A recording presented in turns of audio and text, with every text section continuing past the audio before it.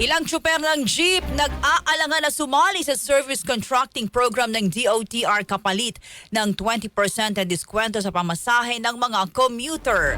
Detalye ng balitang yan mula kay Rajumon Gerald Ulep. RNN Live Report!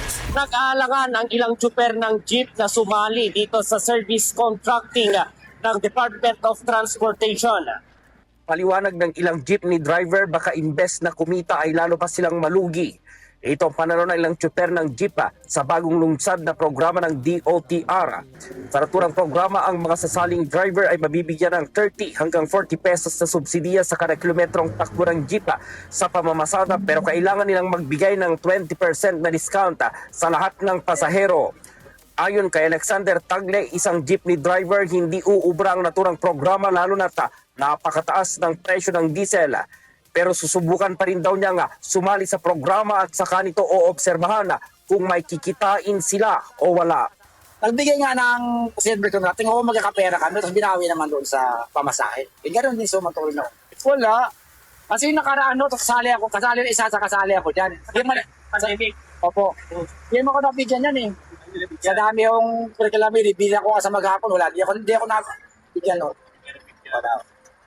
Eh ngayon, kung sasali ka tayo kung sa service contract. Titingnan, susubukan. Kung kikita, sasali. Pero kung hindi, titigil na rin ako.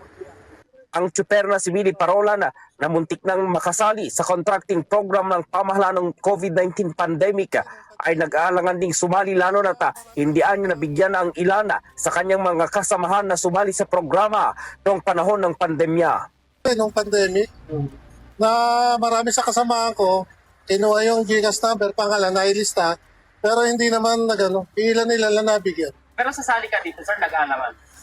Nag-aalangan, sir, kasi nga, unang-una, yung hinihingin 20% discount medyo malaking bagay na kabuhasan sa amin yan kung hindi naman mapapatupad nga, pero kung hindi naman namin ibig sabihin maibabalik sa amin, may maibibigay, talo.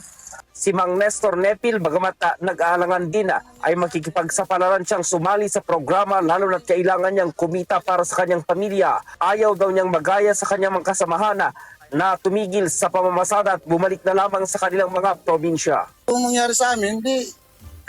Kita rin kami, kung kakaroon talaga kami, maganda sana. Kung paano naman kung hindi, di ba? Kami rin naman dami rin ng pamilya namin na nagpumaasa sa amin Ano kapag halimbawa hindi kayo kumita, mas maganda kapag wala na lang 20% discount?